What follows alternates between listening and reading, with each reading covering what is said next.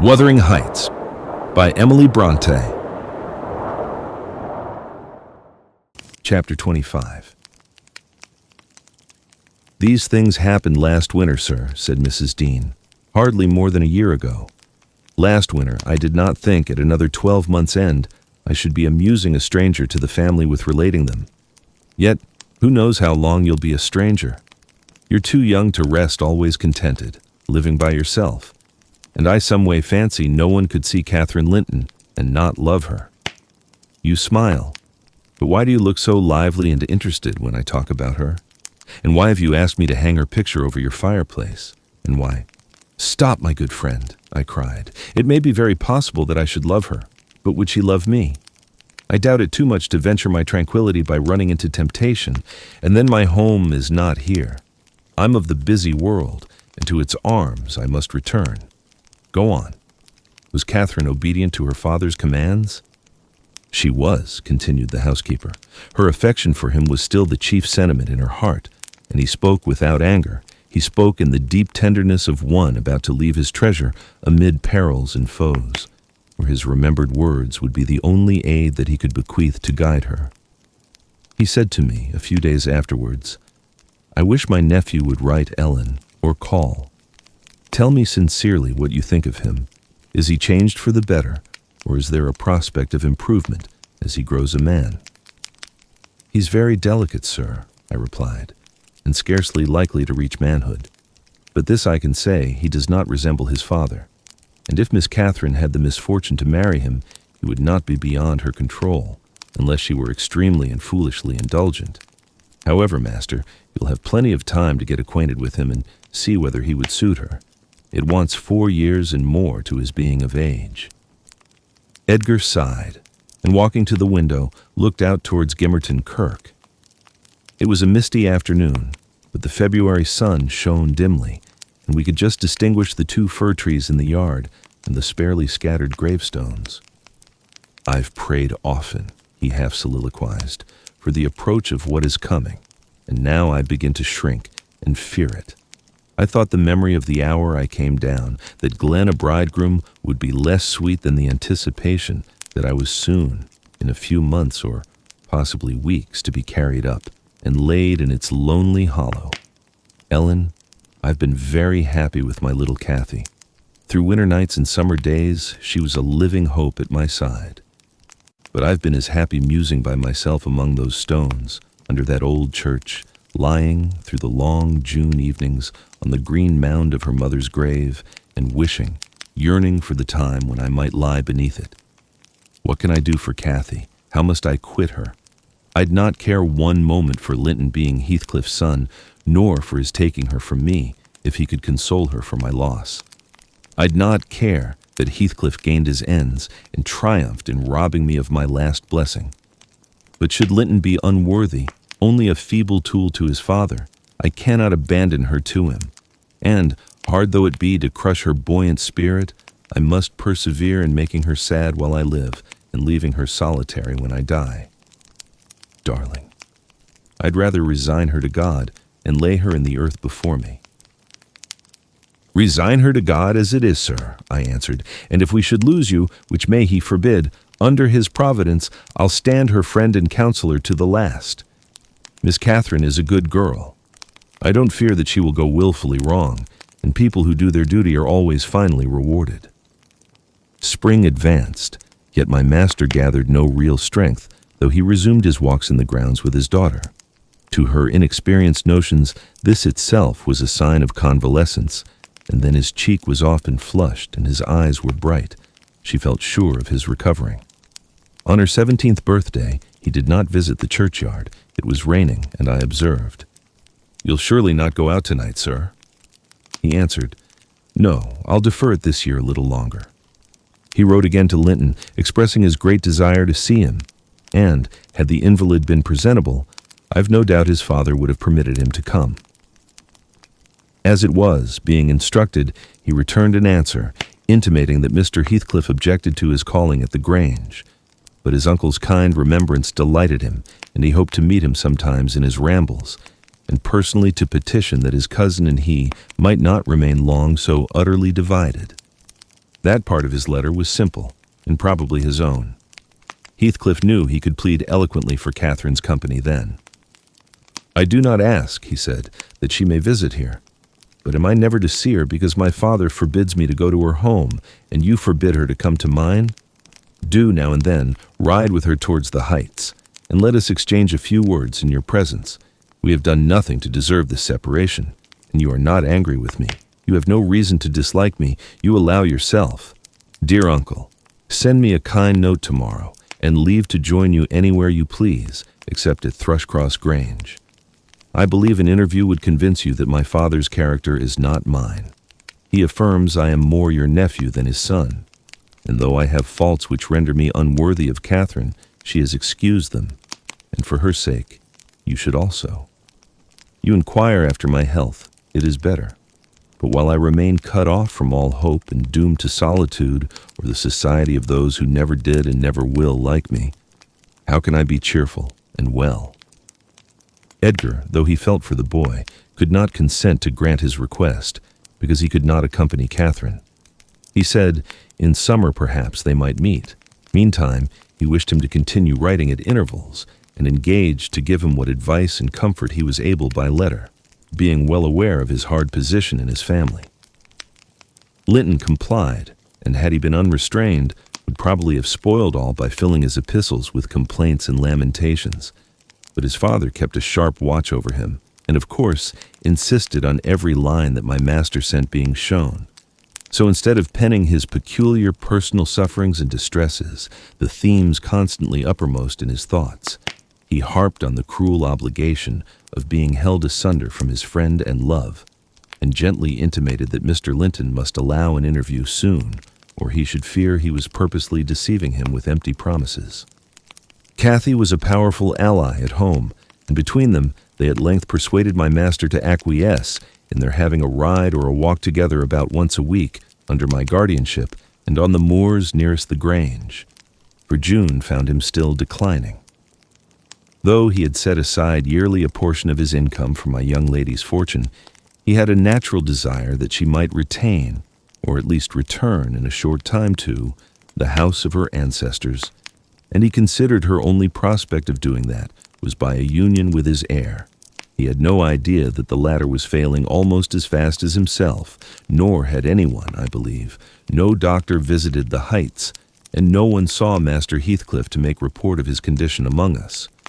I, for my part, began to fancy my forebodings were false, and that he must be actually rallying when he mentioned riding and walking on the moors, and seemed so earnest in pursuing his object. I could not picture a father treating a dying child as tyrannically and wickedly, as I afterwards learned Heathcliff had treated him, to compel this apparent eagerness. His efforts redoubling the more imminently his avaricious and unfeeling plans were threatened with defeat by death. Chapter 26. Summer was already past its prime when Edgar reluctantly yielded his assent to their entreaties, and Catherine and I set out on our first ride to join her cousin. It was a close, sultry day, devoid of sunshine, but with a sky too dappled and hazy to threaten rain, and our place of meeting had been fixed at the Guidestone by the crossroads. On arriving there, however, a little herd boy, dispatched as a messenger, told us that "Maester Linton we're just to this side the Heights, and he'd be mitch obliged to us to gang on a bit further." "Then Master Linton has forgot the first injunction of his uncle," I observed. "He bid us keep on the Grangeland, and here we are, off at once." "Well, we'll turn our horses' heads round when we reach him," answered my companion. "Our excursion shall lie towards home." But when we reached him, and that was scarcely a quarter of a mile from his own door, we found he had no horse, and we were forced to dismount and leave ours to graze.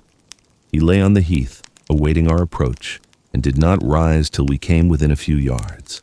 Then he walked so feebly and looked so pale that I immediately exclaimed, "Why, Master Heathcliff, you are not fit for enjoying a ramble this morning. How ill you do look." Catherine surveyed him with grief and astonishment. She changed the ejaculation of joy on her lips to one of alarm, and the congratulation on their long-postponed meeting to an anxious inquiry, whether he were worse than usual. "No, better, he panted, trembling, and retaining her hand as if he needed its support, while his large blue eyes wandered timidly over her, the hollowness round them transforming to haggard wildness the languid expression they once possessed. "But you have been worse," persisted his cousin. "Worse than when I saw you last. You are thinner, and—" "I'm tired," he interrupted hurriedly. "It is too hot for walking. Let us rest here. And in the morning I often feel sick. Papa says I grow so fast." Badly satisfied, Kathy sat down and he reclined beside her. "This is something like your paradise," said she, making an effort at cheerfulness. "You recollect the 2 days we agreed to spend in the place and weigh each thought pleasantest? This is nearly yours, only there are clouds, but then they are so soft and mellow, it is nicer than sunshine. Next week, if you can, we'll ride down to the Grange Park and try mine." Linton did not appear to remember what she talked of, and he had evidently great difficulty in sustaining any kind of conversation. His lack of interest in the subject she started and his equal incapacity to contribute to her entertainment were so obvious that she could not conceal her disappointment. An indefinite alteration had come over his whole person and manner. The pettishness that might be caressed into fondness had yielded to a listless apathy. There was less of the peevish temper of a child which frets and teases on purpose to be soothed, and more of the self-absorbed moroseness of a confirmed invalid, repelling consolation and ready to regard the good-humored mirth of others as an insult. Catherine perceived, as well as I did, that he held it rather a punishment than a gratification to endure our company, and she made no scruple of proposing, presently, to depart. That proposal, unexpectedly, roused Linton from his lethargy and threw him into a strange state of agitation. He glanced fearfully towards the heights, begging she would remain another half-hour at least.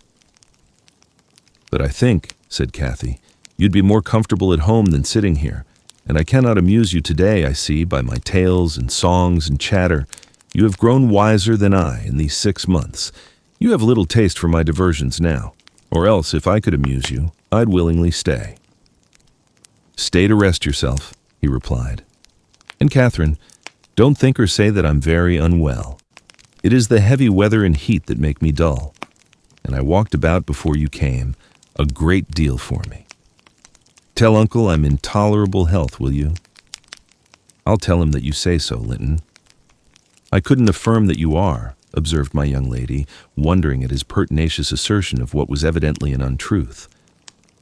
"And be here again next Thursday," continued he, shunning her puzzled gaze. "And give him my thanks for permitting you to come. My best thanks, Catherine. And if you did meet my father, and he asked you about me, don't lead him to suppose that I've been extremely silent and stupid. Don't look sad and downcast as you are doing. He'll be angry." "I care nothing for his anger," exclaimed Kathy, imagining she would be its object. "But I do," said her cousin, shuddering. "Don't provoke him against me, Catherine, for he is very hard." "Is he severe to you, Master Heathcliff?" I inquired. "Has he grown weary of indulgence and passed from passive to active hatred?" Linton looked at me, but did not answer, and after keeping her seat by his side another 10 minutes, during which his head fell drowsily on his breast, and he uttered nothing except suppressed moans of exhaustion or pain, Kathy began to seek solace in looking for bilberries and sharing the produce of her researches with me. She did not offer them to him, for she saw further notice would only weary and annoy. "Is it half an hour now, Ellen?" she whispered in my ear at last. "I can't tell why we should stay. He's asleep and Papa will be wanting us back." "Well, we must not leave him asleep," I answered. "Wait till he wakes, and be patient. You are mighty eager to set off, but your longing to see poor Linton has soon evaporated." "Why did he wish to see me?" returned Catherine. "In his crossest humors formerly, I liked him better than I do in his present curious mood. It's just as if it were a task he was compelled to perform, this interview, for fear his father should scold him.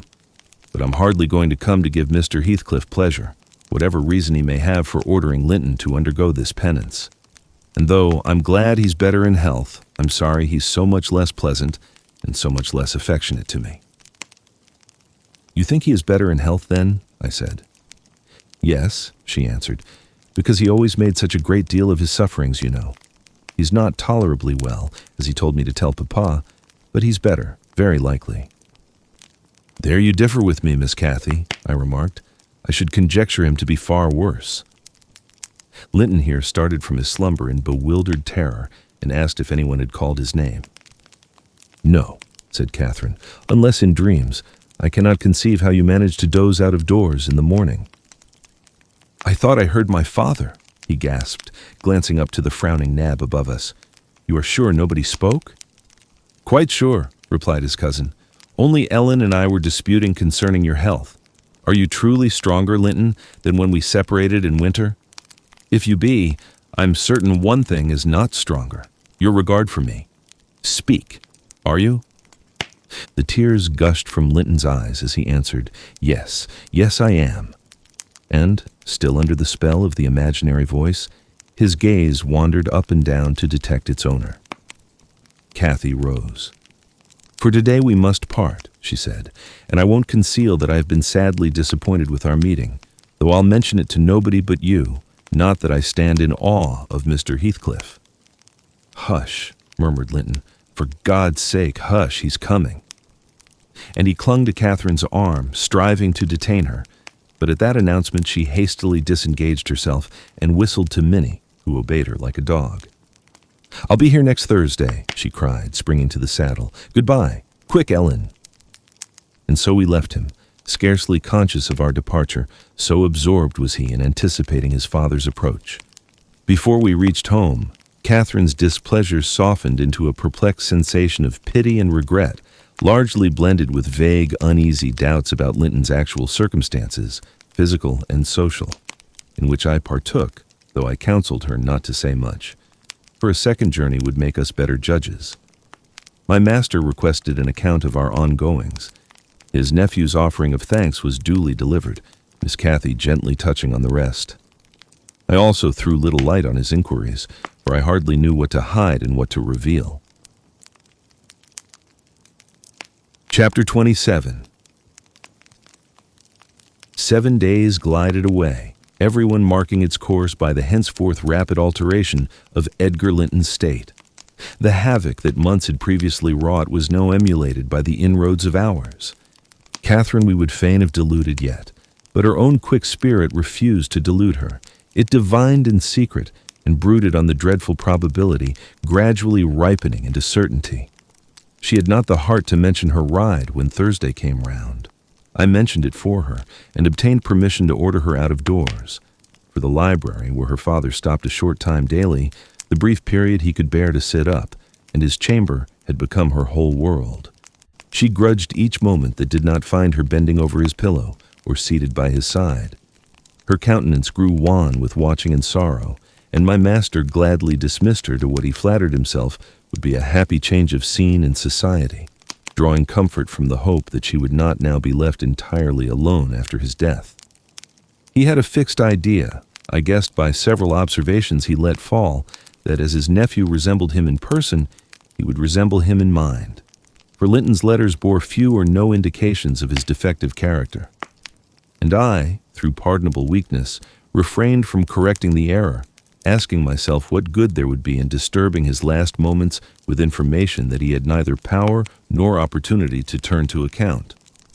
We deferred our excursion till the afternoon, a golden afternoon of August, every breath from the hills so full of life that it seemed whoever respired it, though dying, might revive. Catherine's face was just like the landscape, shadows and sunshine flitting over it in rapid succession, but the shadows rested longer, and the sunshine was more transient, and her poor little heart reproached itself for even that passing forgetfulness of its cares. We discerned Linton watching at the same spot he had selected before. My young mistress alighted and told me that, as she was resolved to stay a very little while, I had better hold the pony and remain on horseback. But I dissented. I wouldn't risk losing sight of the charge committed to me a minute, so we climbed the slope of heath together. Master Heathcliff received us with greater animation on this occasion, not the animation of high spirits, though, nor yet of joy. It looked more like fear. "It is late," he said, speaking short and with difficulty.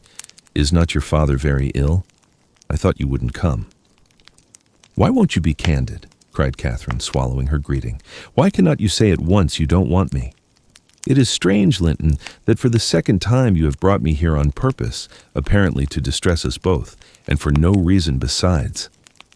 Linton shivered and glanced at her, half supplicating, half ashamed, but his cousin's patience was not sufficient to endure this enigmatical behavior. "My father is very ill," she said, "and why am I called from his bedside? Why didn't you send to absolve me from my promise when you wished I wouldn't keep it? Come, I desire an explanation. Playing and trifling are completely banished out of my mind, and I can't dance attendance on your affectations now." "My affectations," he murmured. "What are they? For heaven's sake, Catherine, don't look so angry. Despise me as much as you please. I am a worthless, cowardly wretch. I can't be scorned enough, but I'm too mean for your anger. Hate my father, and spare me for contempt." "Nonsense!" cried Catherine in a passion. "Foolish, silly boy. And there, he trembles, as if I were really going to touch him. You needn't bespeak contempt, Linton. Anybody will have it spontaneously at your service. Get off. I shall return home. It is folly dragging you from the hearthstone and pretending. What do we pretend? Let go my frock. If I pitied you for crying and looking so very frightened, you should spurn such pity. Ellen, tell him how disgraceful this conduct is. Rise, and don't degrade yourself into an abject reptile. Don't." With streaming face and an expression of agony, Linton had thrown his nerveless frame along the ground.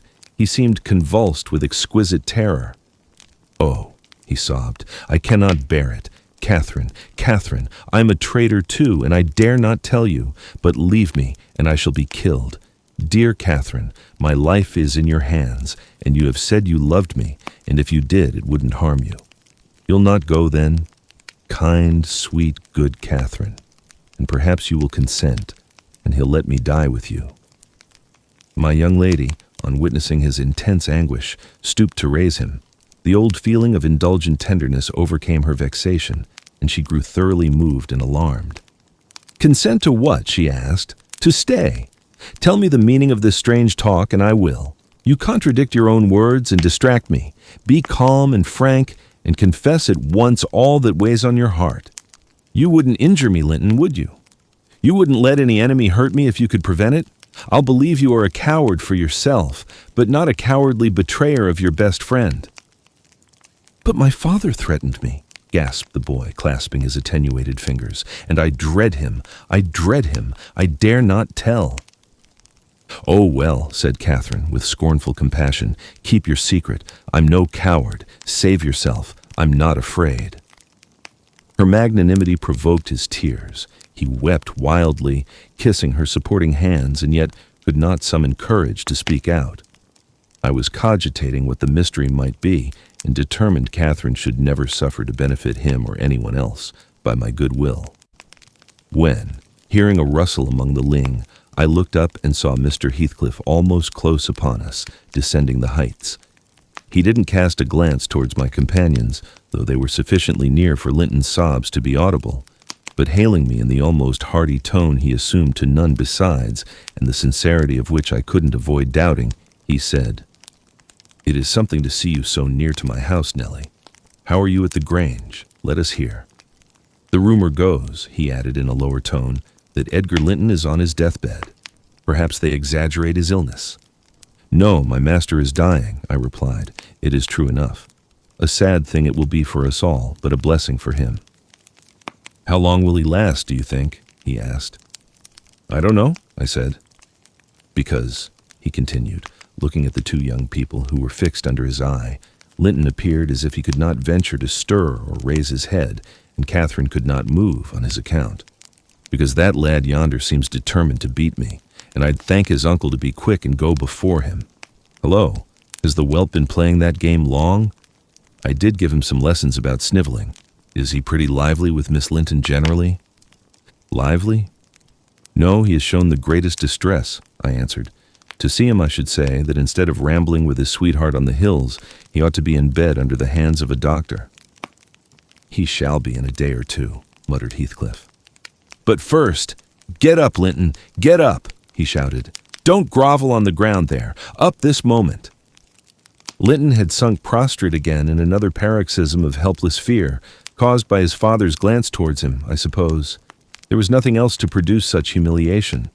He made several efforts to obey, but his little strength was annihilated for the time, and he fell back again with a moan. Mr. Heathcliff advanced and lifted him to lean against a ridge of turf.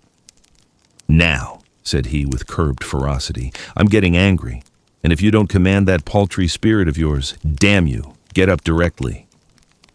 I will, father, he panted. Only let me alone, or I shall faint. I've done as you wished, I'm sure.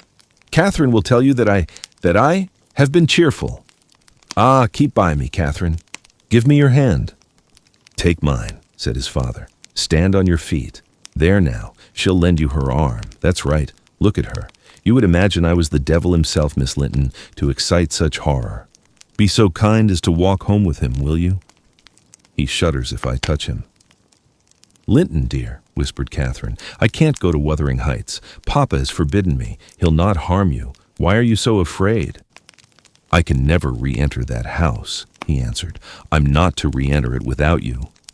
Stop, cried his father. We'll respect Catherine's filial scruples. Nellie, take him in, and I'll follow your advice concerning the doctor without delay. You'll do well, replied I, but I must remain with my mistress. To mind your son is not my business. You are very stiff, said Heathcliff. I know that, but you'll force me to pinch the baby and make it scream before it moves your charity.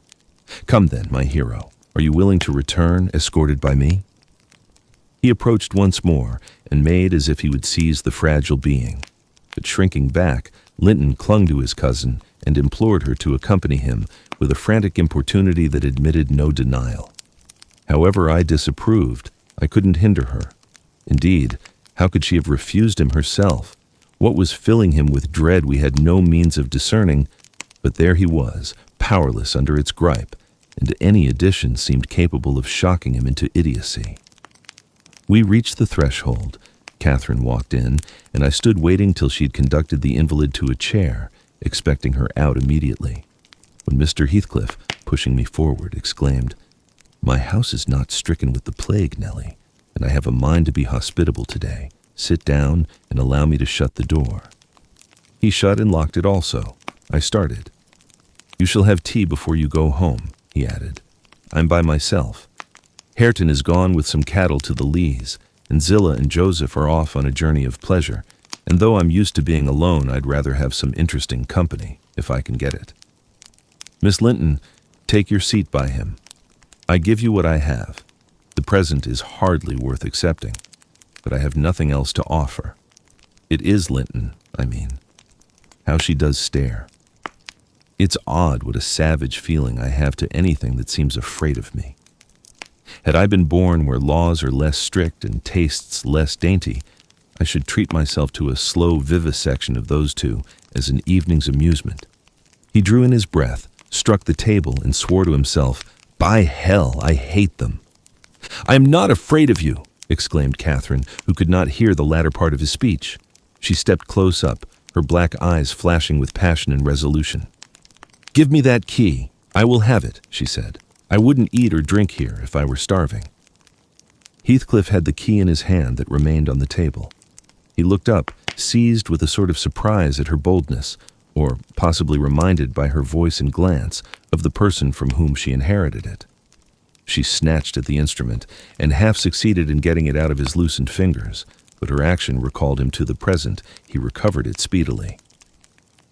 Now, Catherine Linton, he said, stand off, or I shall knock you down, and that will make Mrs. Dean mad.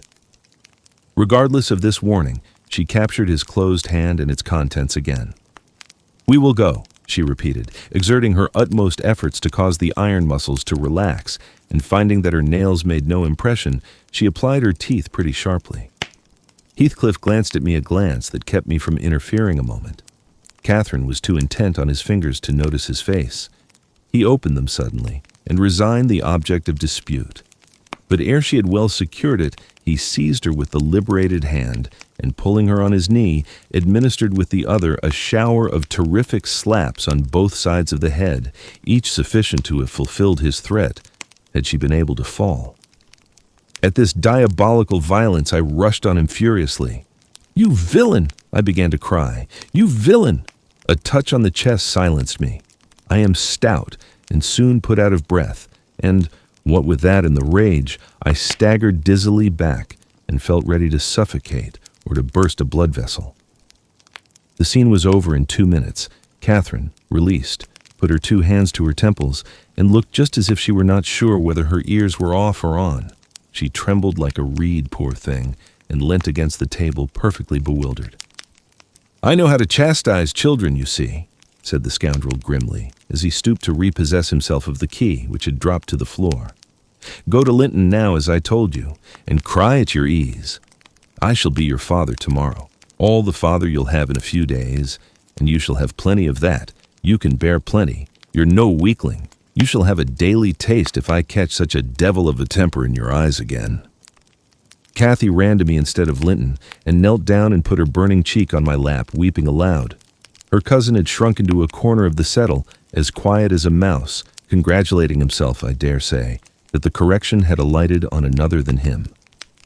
Mr. Heathcliff, perceiving us all confounded, rose and expeditiously made the tea himself. The cups and saucers were laid ready. He poured it out and handed me a cup. "Wash away your spleen," he said, "and help your own naughty pet and mine. It is not poisoned, though I prepared it. I'm going out to seek your horses." Our first thought on his departure was to force an exit somewhere. We tried the kitchen door, but that was fastened outside. We looked at the windows. They were too narrow for even Cathy's little figure. "Master Linton," I cried, seeing we were regularly imprisoned, "you know what your diabolical father is after, and you shall tell us, or I'll box your ears, as he has done your cousins." "Yes, Linton, you must tell," said Catherine. "It was for your sake I came, and it will be wickedly ungrateful if you refuse." "Give me some tea, I'm thirsty, and then I'll tell you," he answered. "Mrs. Dean, go away. I don't like you standing over me. Now, Catherine, you are letting your tears fall into my cup. I won't drink that. Give me another." Catherine pushed another to him and wiped her face. I felt disgusted at the little wretch's composure, since he was no longer in terror for himself. The anguish he had exhibited on the moor subsided as soon as ever he entered Wuthering Heights, so I guessed he had been menaced with an awful visitation of wrath if he failed in decoying us there, and, that accomplished, he had no further immediate fears. "Papa wants us to be married," he continued after sipping some of the liquid, "and he knows your papa wouldn't let us marry now, and he's afraid of my dying if we wait. So we are to be married in the morning, and you are to stay here all night, and if you do as he wishes, you shall return home next day and take me with you." "Take you with her, pitiful changeling," I exclaimed. "You marry? Why, the man is mad, or he thinks us fools, everyone. And do you imagine that beautiful young lady, that healthy, hearty girl, will tie herself to a little perishing monkey like you? Are you cherishing the notion that anybody, let alone Miss Catherine Linton, would have you for a husband? You want whipping for bringing us in here at all, with your dastardly puling tricks? And, don't look so silly now. I've a very good mind to shake you severely for your contemptible treachery and your imbecile conceit." I did give him a slight shaking, but it brought on the cough, and he took to his ordinary resource of moaning and weeping, and Catherine rebuked me. "Stay all night?" "No," she said, looking slowly round. "Ellen, I'll burn that door down, but I'll get out." And she would have commenced the execution of her threat directly, but Linton was up in alarm for his dear self again. He clasped her in his 2 feeble arms, sobbing, "Won't you have me and save me? Not let me come to the Grange? Oh, darling Catherine, you mustn't go and leave after all. You must obey my father. You must." "I must obey my own," she replied, "and relieve him from this cruel suspense. The whole night. What would he think? He'll be distressed already. I'll either break or burn away out of the house. Be quiet. You're in no danger. But if you hinder me, Linton, I love Papa better than you." The mortal terror he felt of Mr. Heathcliff's anger restored to the boy his coward's eloquence. Catherine was near distraught, Still, she persisted that she must go home and tried entreaty in her turn, persuading him to subdue his selfish agony. While they were thus occupied, our jailer re-entered. "Your beasts have trotted off," he said, "and now Linton, sniveling again? What has she been doing to you? Come, have done, and get to bed. In a month or two, my lad, you'll be able to pay her back her present tyrannies with a vigorous hand. You're pining for pure love, are you not? Nothing else in the world, and she shall have you. There to bed. Zillah won't be here tonight. You must undress yourself. Hush, hold your noise. Once in your own room, I'll not come near you. You needn't fear. By chance you've managed tolerably. I'll look to the rest."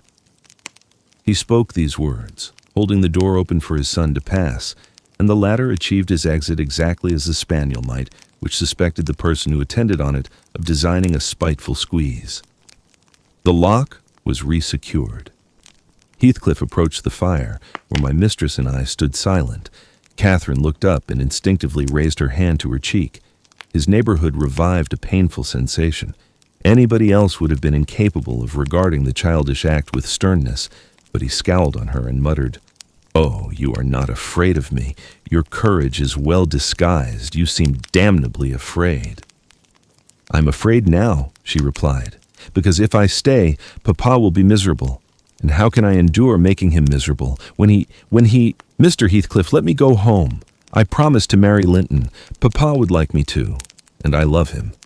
Why should you wish to force me to do what I'll willingly do of myself?" "Let him dare to force you," I cried. "There's law in the land, thank God. There is, though we be in an out-of-the-way place. I'd inform if he were my own son, and it's felony without benefit of clergy." "Silence," said the ruffian. "To the devil with your clamor. I don't want you to speak. Miss Linton, I shall enjoy myself remarkably in thinking your father will be miserable. I shall not sleep for satisfaction. You could have hit on no surer way of fixing your residence under my roof for the next 24 hours than informing me that such an event would follow. As to your promise to marry Linton, I'll take care you shall keep it, for you shall not quit this place till it is fulfilled." "Send Ellen, then, to let Papa know I'm safe," exclaimed Catherine, weeping bitterly. "Or marry me now. Poor Papa. Ellen, he'll think we're lost. What shall we do?" "Not he. He'll think you are tired of waiting on him and run off for a little amusement," answered Heathcliff. "You cannot deny that you entered my house of your own accord, in contempt of his injunctions to the contrary. And it is quite natural that you should desire amusement at your age, and that you would weary of nursing a sick man, and that man only your father. Catherine, his happiest days were over when your days began. He cursed you, I dare say, for coming into the world. I did, at least. And it would just do if he cursed you as he went out of it. I'd join him. I don't love you. How should I? Weep away. As far as I can see, it will be your chief diversion hereafter, unless Linton make amends for other losses, and your provident parent appears to fancy he may. His letters of advice and consolation entertained me vastly. In his last, he recommended my Jewel to be careful of his, and kind to her when he got her. Careful and kind, that's paternal. But Linton requires his whole stock of care and kindness for himself. Linton can play the little tyrant well. He'll undertake to torture any number of cats if their teeth be drawn and their claws pared. You'll be able to tell his uncle fine tales of his kindness when you get home again, I assure you. You're right there, I said. Explain your son's character. Show his resemblance to yourself. And then, I hope, Miss Cathy will think twice before she takes the cockatrice. I don't much mind speaking of his amiable qualities now, he answered, because she must either accept him or remain a prisoner, and you along with her till your master dies. I can detain you both, quite concealed here. If you doubt, encourage her to retract her word, and you'll have an opportunity of judging. I'll not retract my word, said Catherine. I'll marry him within this hour, if I may go to Thrushcross Grange afterwards. Mr. Heathcliff, you're a cruel man, but you're not a fiend, and you won't, from mere malice, destroy irrevocably all my happiness. If Papa thought I had left him on purpose, and if he died before I returned, could I bear to live? I've given over crying, but I'm going to kneel here, at your knee, and I'll not get up, and I'll not take my eyes from your face till you look back at me. No, don't turn away. Do look. You'll see nothing to provoke you. I don't hate you. I'm not angry that you struck me. Have you never loved anybody in all your life, Uncle? Never? Ah, you must look once. I'm so wretched, you can't help being sorry and pitying me. Keep your F's fingers off, and move, or I'll kick you, cried Heathcliff, brutally repulsing her. I'd rather be hugged by a snake. How the devil can you dream of fawning on me? I detest you. He shrugged his shoulders, shook himself indeed, as if his flesh crept with aversion, and thrust back his chair, while I got up and opened my mouth to commence a downright torrent of abuse. But I was rendered dumb in the middle of the first sentence by a threat that I should be shown into a room by myself the very next syllable I uttered. It was growing dark. We heard a sound of voices at the garden gate. Our host hurried out instantly. He had his wits about him. We had not. There was a talk of 2 or 3 minutes, and he returned alone. I thought it had been your cousin Hareton, I observed to Catherine. I wish he would arrive. Who knows but he might take our part. It was 3 servants sent to seek you from the Grange, said Heathcliff, overhearing me. You should have opened a lattice and called out, but I could swear that chit is glad you didn't. She's glad to be obliged to stay, I'm certain. At learning the chance we had missed, we both gave vent to our grief without control, and he allowed us to wail on till 9 o'clock. Then he bid us go upstairs, through the kitchen, to Zilla's chamber, and I whispered my companion to obey. Perhaps we might contrive to get through the window there, or into a garret and out by its skylight. The window, however, was narrow, like those below, and the garret trap was safe from our attempts, for we were fastened in as before. We neither of us lay down. Catherine took her station by the lattice and watched anxiously for morning, a deep sigh being the only answer I could obtain to my frequent entreaties that she would try to rest. I seated myself in a chair and rocked to and fro, passing harsh judgment on my many derelictions of duty, from which, it struck me then, all the misfortunes of my employers sprang. It was not the case in reality, I'm aware, but it was, in my imagination, that dismal night, and I thought Heathcliff himself less guilty than I. At 7 o'clock he came and inquired if Miss Linton had risen. She ran to the door immediately and answered, "Yes." "Here then," he said, opening it and pulling her out. I rose to follow, but he turned the lock again. I demanded my release. "Be patient," he replied. "I'll send up your breakfast in a while." I thumped on the panels and rattled the latch angrily, and Catherine asked why I was still shut up. He answered, "I must try to endure it another hour," and they went away. I endured it 2 or 3 hours. At length, I heard a footstep, not Heathcliff's. "I've brought you something to eat," said a voice. "Open the door." Complying eagerly, I beheld Hareton, laden with food enough to last me all day. "Take it," he added, thrusting the tray into my hand. "Stay 1 minute," I began. "Nay," cried he, and retired, regardless of any prayers I could pour forth to detain him. And there I remained enclosed the whole day, and the whole of the next night, and another, and another. 5 nights and 4 days I remained altogether, seeing nobody but Hareton once every morning, and he was a model of a jailer, surly and dumb and deaf to every attempt at moving his sense of justice or compassion. Chapter 28. On the 5th morning, or rather afternoon, a different step approached, lighter and shorter, and this time the person entered the room. It was Zilla, donned in her scarlet shawl, with a black silk bonnet on her head and a willow basket swung to her arm. "Eh, dear, Mrs. Dean," she exclaimed. "Well, there is a talk about you at Gimmerton. I never thought but you were sunk in the Black Horse Marsh, and missy with you, till Master told me you'd been found, and he'd lodged you here." "What? And you must have got on an island, sure. And how long were you in the hole? Did Master save you, Mrs. Dean?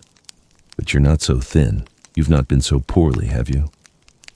"Your master is a true scoundrel," I replied, "but he shall answer for it. He needn't have raised that tale. It shall all be laid bare." "What do you mean?" asked Zilla. "It's not his tale. They tell that in the village, about your being lost in the marsh, and I calls to Earnshaw when I come in. They's queer things, Mr. Hareton, happened since I went off.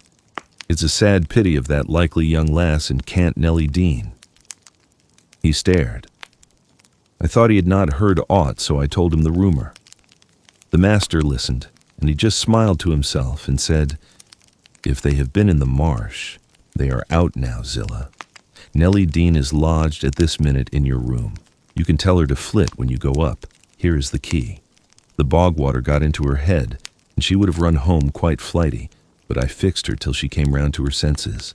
You can bid her go to the Grange at once if she be able, and carry a message from me that her young lady will follow in time to attend the squire's funeral." "Mr. Edgar is not dead?" I gasped. "Oh, Zillah, Zillah." No, sit you down, my good mistress," she replied. "You're right sickly yet. He's not dead. Dr. Kenneth thinks he may last another day. I met him on the road and asked. Instead of sitting down, I snatched my outdoor things and hastened below, for the way was free. On entering the house, I looked about for someone to give information of Catherine. The place was filled with sunshine, and the door stood wide open, but nobody seemed at hand. As I hesitated whether to go off at once or return and seek my mistress, a slight cough drew my attention to the hearth. Linton lay on the settle, sole tenant, sucking a stick of sugar candy and pursuing my movements with apathetic eyes. "Where is Miss Catherine?" I demanded sternly, supposing I could frighten him into giving intelligence by catching him thus, alone. He sucked on like an innocent. "Is she gone?" I said. "No," he replied. "She's upstairs. She's not to go. We won't let her." "You won't let her, little idiot!" I exclaimed. "Direct me to her room immediately, or I'll make you sing out sharply." "Papa would make you sing out if you attempted to get there," he answered. "He says I'm not to be soft with Catherine. She's my wife, and it's shameful that she should wish to leave me. He says she hates me and wants me to die, that she may have my money, but she shan't have it, and she shan't go home. She never shall. She may cry and be sick as much as she pleases." He resumed his former occupation, closing his lids as if he meant to drop asleep. "Master Heathcliff," I resumed, "have you forgotten all Catherine's kindness to you last winter, when you affirmed you loved her, and when she brought you books and sung you songs and came many a time through wind and snow to see you? She wept to miss one evening because you would be disappointed, and you felt then that she was 100 times too good to you. And now you believe the lies your father tells, though you know he detests you both, and you join him against her. That's fine gratitude, is it not?" The corner of Linton's mouth fell, and he took the sugar candy from his lips. "Did she come to Wuthering Heights because she hated you?" I continued. "Think for yourself. As to your money, she does not even know that you will have any. And you say she's sick, and yet you leave her alone up there in a strange house. You, who have felt what it is to be so neglected, you could pity your own sufferings, and she pitied them too, but you won't pity hers. I shed tears, Master Heathcliff, you see, an elderly woman and a servant merely. And you, after pretending such affection, and having reason to worship her almost, store every tear you have for yourself, and lie there quite at ease. Ah, you're a heartless, selfish boy." "I can't stay with her," he answered crossly. "I'll not stay by myself. She cries so I can't bear it, and she won't give over, though I say I'll call my father. I did call him once, and he threatened to strangle her if she was not quiet. But she began again the instant he left the room, moaning and grieving all night long, though I screamed for vexation that I couldn't sleep." "Is Mr. Heathcliff out?" I inquired, perceiving that the wretched creature had no power to sympathize with his cousin's mental tortures. "He's in the court," he replied, "talking to Dr. Kenneth, who says uncle is dying, truly, at last. I'm glad, for I shall be master of the Grange after him. Catherine always spoke of it as her house. It isn't hers. It's mine. Papa says everything she has is mine. All her nice books are mine. She offered to give me them, and her pretty birds and her pony Minnie, if I would get the key of our room and let her out. But I told her she had nothing to give. They were all mine. And then she cried, and took a little picture from her neck and said I should have that. 2 pictures in a gold case, on one side her mother, and on the other uncle, when they were young. That was yesterday. I said they were mine, too, and tried to get them from her. The spiteful thing wouldn't let me. She pushed me off and hurt me. I shrieked out. That frightens her. She heard Papa coming, and she broke the hinges and divided the case and gave me her mother's portrait. The other she attempted to hide, but Papa asked what was the matter, and I explained it. He took the one I had away and ordered her to resign hers to me. She refused, and he struck her down and wrenched it off the chain and crushed it with his foot. "And were you pleased to see her struck?" I asked, having my designs and encouraging his talk. "I winked," he answered. "I winked to see my father strike a dog or a horse. He does it so hard. Yet I was glad at first. She deserved punishing for pushing me. But when Papa was gone, she made me come to the window and showed me her cheek cut on the inside, against her teeth, and her mouth filling with blood. And then she gathered up the bits of the picture and went and sat down with her face to the wall. And she has never spoken to me since, and I sometimes think she can't speak for pain. I don't like to think so, but she's a naughty thing for crying continually, and she looks so pale and wild, I'm afraid of her." "And you can get the key if you choose," I said. "Yes, when I'm upstairs," he answered, "but I can't walk upstairs now." "In what apartment is it?" I asked. "Oh," he cried, "I shan't tell you where it is. It is our secret. Nobody, neither Hareton nor Zillah, is to know. There, you've tired me. Go away, go away." And he turned his face onto his arm and shut his eyes again. I considered it best to depart without seeing Mr. Heathcliff and bring a rescue for my young lady from the Grange. On reaching it, the astonishment of my fellow servants to see me, and their joy also, was intense, and when they heard that their little mistress was safe, 2 or 3 were about to hurry up and shout the news at Mr. Edgar's door. But I bespoke the announcement of it myself. How changed I found him, even in those few days. He lay an image of sadness and resignation awaiting his death. Very young he looked. Though his actual age was 39, one would have called him 10 years younger at least. He thought of Catherine, for he murmured her name. I touched his hand and spoke. "Catherine is coming, dear master," I whispered. "She is alive and well, and will be here, I hope, tonight." I trembled at the first effects of this intelligence. He half rose up, looked eagerly round the apartment, and then sank back in a swoon. As soon as he recovered, I related our compulsory visit and detention at the Heights. I said Heathcliff forced me to go in, which was not quite true. I uttered as little as possible against Linton, nor did I describe all his father's brutal conduct, my intentions being to add no bitterness, if I could help it, to his already overflowing cup. He divined that one of his enemy's purposes was to secure the personal property, as well as the estate, to his son, or rather himself. Yet why he did not wait till his decease was a puzzle to my master, because ignorant how nearly he and his nephew would quit the world together.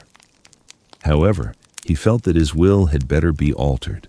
Instead of leaving Catherine's fortune at her own disposal, he determined to put it in the hands of trustees for her use during life, and for her children, if she had any, after her.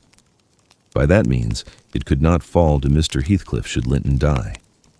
Having received his orders, I dispatched a man to fetch the attorney, and 4 more, provided with serviceable weapons, to demand my young lady of her jailer.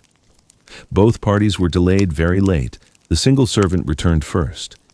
He said Mr. Green, the lawyer, was out when he arrived at his house, and he had to wait 2 hours for his re-entrance. And then Mr. Green told him he had a little business in the village that must be done, but he would be at Thrushcross Grange before morning. The 4 men came back unaccompanied also. They brought word that Catherine was ill, too ill to quit her room, and Heathcliff would not suffer them to see her. I scolded the stupid fellows well for listening to that tale, which I would not carry to my master, resolving to take a whole bevy up to the Heights at daylight and storm it literally, unless the prisoner were quietly surrendered to us. Her father shall see her, I vowed, and vowed again, if that devil be killed on his own doorstones in trying to prevent it. Happily, I was spared the journey and the trouble. I had gone downstairs at 3 o'clock to fetch a jug of water and was passing through the hall with it in my hand when a sharp knock at the front door made me jump. "Oh, it is Green," I said, recollecting myself. "Only Green," and I went on, intending to send somebody else to open it. But the knock was repeated, not loud, and still importunately. I put the jug on the banister and hastened to admit him myself. The harvest moon shone clear outside. It was not the attorney. My own sweet little mistress sprang on my neck, sobbing, "Ellen, Ellen, is Papa alive?" "Yes," I cried. "Yes, my angel, he is. God be thanked, you are safe with us again." She wanted to run, breathless as she was, upstairs to Mr. Linton's room, but I compelled her to sit down on a chair and made her drink and washed her pale face, chafing it into a faint color with my apron. Then I said I must go first and tell of her arrival, imploring her to say she should be happy with young Heathcliff. She stared, but soon comprehending why I counseled her to utter the falsehood, she assured me she would not complain. I couldn't abide to be present at their meeting. I stood outside the chamber door a quarter of an hour and hardly ventured near the bed then. All was composed, however. Catherine's despair was as silent as her father's joy. She supported him calmly in appearance, and he fixed on her features his raised eyes that seemed dilating with ecstasy. "He died blissfully, Mr. Lockwood. He died so."